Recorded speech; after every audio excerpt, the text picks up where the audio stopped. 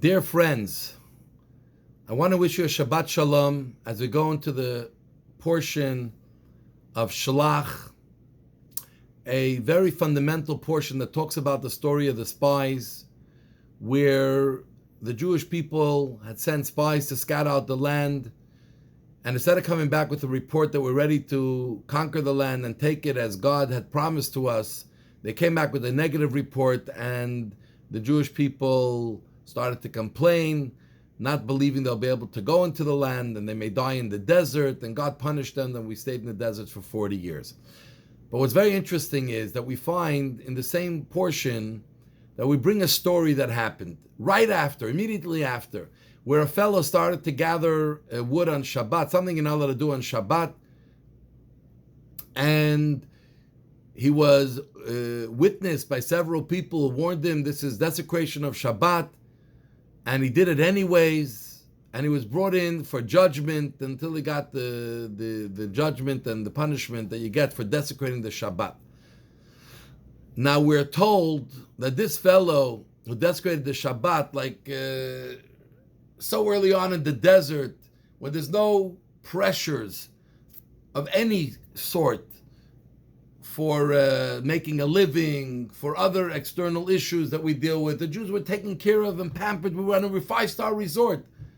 So what was the reason that someone all of a sudden is going to desecrate Shabbat? And we're told that this fellow actually had in mind to strengthen the Shabbat, because he said that after the Jewish people heard from God that we're going to stay in the desert for 40 years and we're not starting real life in Israel where all of the Torah laws will be applicable, so people would think, you know what, for the next 39 years we're in the desert, it's good to learn Torah, but we're not responsible to live as a Jew, to do the mitzvot, and maybe Shabbat is not important, and the other mitzvot, tzitzit, is not important. So he felt that there would be a weakness amongst the Jews for what God wanted us to do.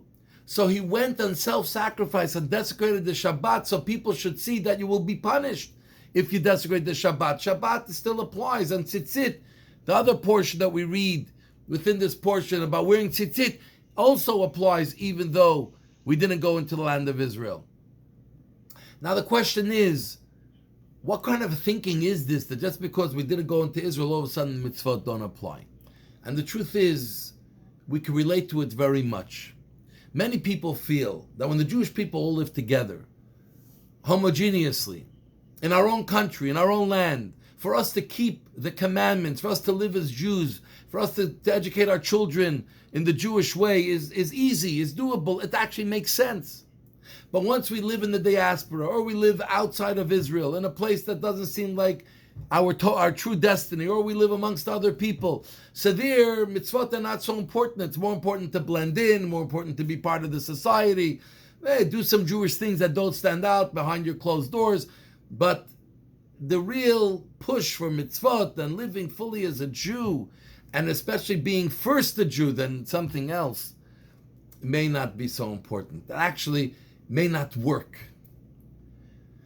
And here the lesson is that our obligation to live as a Jew, our duty of why God put us here as a Jewish nation in this world, does not diminish in any way if we're not in Israel.